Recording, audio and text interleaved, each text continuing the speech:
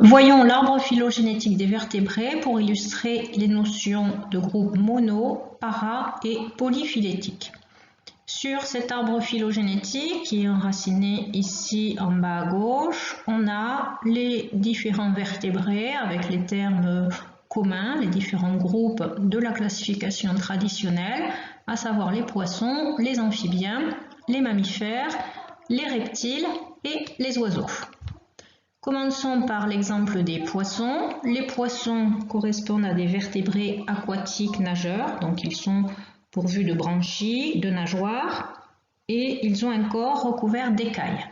Ces caractéristiques, on a pu démontrer qu'elles sont présentes également chez leur ancêtre commun, le plus proche. Donc ici, le groupe des poissons, on va faire le rectangle, prolonger cette partie pour inclure l'ancêtre commun. Les poissons, le groupe des poissons va inclure l'ancêtre commun à ces poissons, mais une seule partie de sa descendance, puisqu'elle inclut les poissons, mais cet ancêtre commun a donné des lignées qui n'ont pas de caractère de type poisson. Donc ce groupe poisson peut être qualifié de groupe paraphylétique. Il y a l'ancêtre commun et une partie seulement de sa descendance. Deuxième exemple, les amphibiens. Les amphibiens se caractérisent par leur vie amphibie avec une phase terrestre et des phases aquatiques. On a une peau qui est nue. Dans ce groupe, on peut séparer les urodèles représentés par la salamandre qui présentent une queue et les anoures, exemple la grenouille, qui n'ont pas de queue. Les caractéristiques amphibiens se retrouvent chez leur ancêtre commun exclusif. Donc on a ici les amphibiens qui est un groupe monophylétique. Il y a l'ancêtre commun et toute sa descendance, toutes ses lignées. Mammifères, c'est également monophylétique. Maintenant, les reptiles. Les reptiles ont pour ressemblance le fait d'être terrestres, rampants ou marcheurs, et des écailles sur le corps. Ces caractéristiques de type reptilien se retrouvent au niveau de leur ancêtre commun le plus proche, donc qui se trouve ici. Donc on a le groupe des reptiles qui inclut l'ancêtre commun et une partie seulement de sa descendance. Il exclut les oiseaux qui pourtant dérivent du même ancêtre commun. Donc ici, ancêtre commun et une partie de la descendance, on est comme dans le cas des poissons, dans un groupe de type paraphylétique. Dernier exemple que l'on va illustrer sur cet arbre, c'est le cas des animaux à sang chaud. Entre guillemets, animaux à sang chaud, ce sont les animaux qui régulent leur température interne. On l'a maintenant relativement stable, donc notion d'homéostasie. On les appelle aussi plus scientifiquement les animaux homéothermes. Ces animaux homéothermes, c'est d'une part les mammifères et d'autre part les oiseaux. Ce caractère sang chaud n'est pas présent au niveau de leur ancêtre commun le plus proche. Donc ici, le groupe animaux en sang chaud, on va l'encadrer de la manière suivante. On a les mammifères, les oiseaux, mais leur ancêtre commun le plus proche possible n'avait pas ce caractère sang chaud. Donc ici, groupe animaux à sang chaud, il y a des animaux sans leur ancêtre commun. Donc on va parler de groupe polyphylétique. Dans la classification phylogénétique, en phylogénie, on ne va conserver que les groupes de type monophylétique. Les autres, on va les éliminer, on n'utilisera pas leur terme en phylogénie. Donc en phylogénie, on va garder les amphibiens, on va garder les mammifères, on va garder les oiseaux.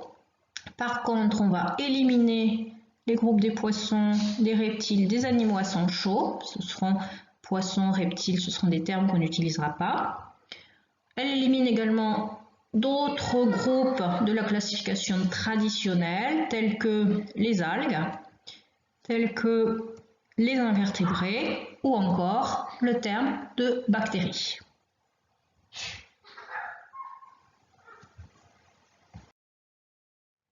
Unité de la classification phylogénétique.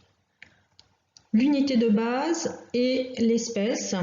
Une espèce va correspondre à un taxon et les espèces sont regroupées dans des taxons d'ordre supérieur. Donc tout groupe, quel que soit son niveau ici, est appelé taxon et en classification phylogénétique, tous les taxons doivent être monophylétiques. Si on a utilisé la méthode cladistique pour les déterminer, les taxons vont être synonymes de clade. On peut représenter ces différents taxons au niveau de l'arbre phylogénétique. Et un taxon va correspondre à une branche plus ou moins grosse avec ses différentes ramifications. Donc on peut avoir après les ramifications les plus fines qui vont aller jusqu'au niveau espèce. Voyons la définition de l'espèce. Alors on va donner celle de Guillaume Lecointre, un des spécialistes de la phylogénie en France. Selon lui, donc, une espèce regroupe un ensemble monophylétique d'individus qui, dans leur milieu naturel non modifié, se reconnaissent comme partenaires sexuels et donnent une descendance féconde. Cette définition implique plusieurs notions. Tout d'abord, le milieu de vie est important. On doit considérer un milieu non perturbé.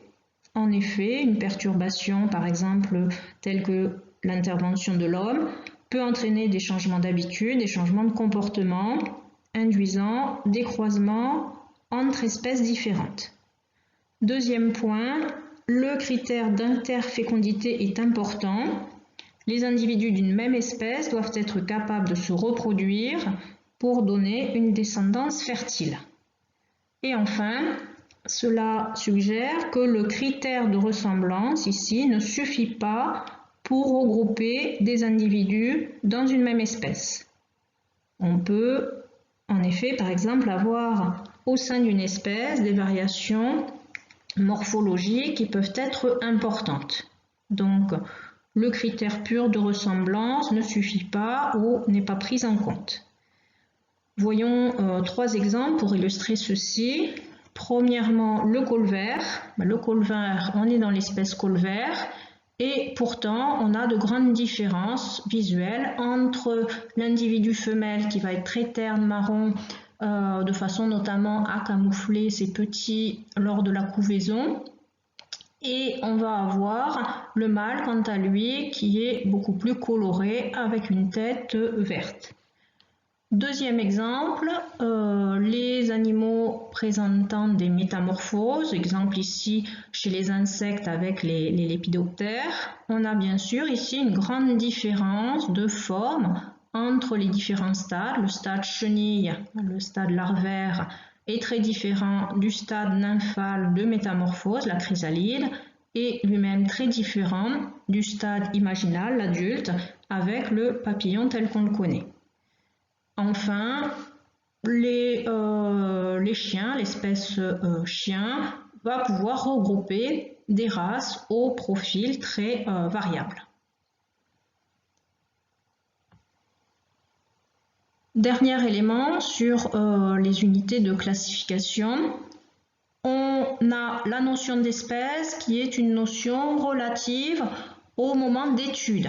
On voit qu'on est au niveau de l'évolution, donc bien sûr chaque branche représentée sur l'arbre ici, au cours du temps, va pouvoir monter pour voir son évolution. Elle va pouvoir évoluer pour diverger entre des lignées différentes. Et on peut bien sûr considérer qu'une espèce actuelle plus tard, va évoluer pour générer des lignées différentes qui elles-mêmes se différencieront en espèces variées. Donc on a le phénomène de spéciation, bien sûr, qui est progressif et qui a lieu en permanence. Donc la notion d'espèce, bien sûr, est relative au moment où on étudie les individus. Donc on a des phénomènes de spéciation. Dernier document ici pour illustrer la notion de taxon emboîté. Vous avez ici l'exemple du groupe des amyotes. Hein. Tous les organismes qu'on va regarder ici font partie du taxon des amyotes. Bien, on voit là que le taxon des oiseaux peut être regroupé avec le taxon des crocodiliens pour former le taxon des archosauriens. Lui-même, si on y ajoute les lépidosauriens, va être inclus dans le taxon des diapsides, qui lui-même va être regroupé dans un niveau plus important avec les chéloniens pour former le taxon des sauropsides. Et ensuite, si on y rajoute les mammifères, comme je l'ai dit, le taxon des amyotes. Je ne vous donnerai pas les caractéristiques ici de chacun de ces groupes, mais c'est juste pour illustrer donc l'emboîtement des taxons et bien voir que effectivement on a toujours ici les taxons que l'on a regardés qui sont de type monophylétique. On a l'ancêtre commun et toute sa descendance qui est incluse dans chaque taxon qu'on pourra appeler des clades puisqu'ils ont été formés par méthode cladistique. L'arbre phylogénétique, à ce moment-là, pourra être appelé un cladogramme.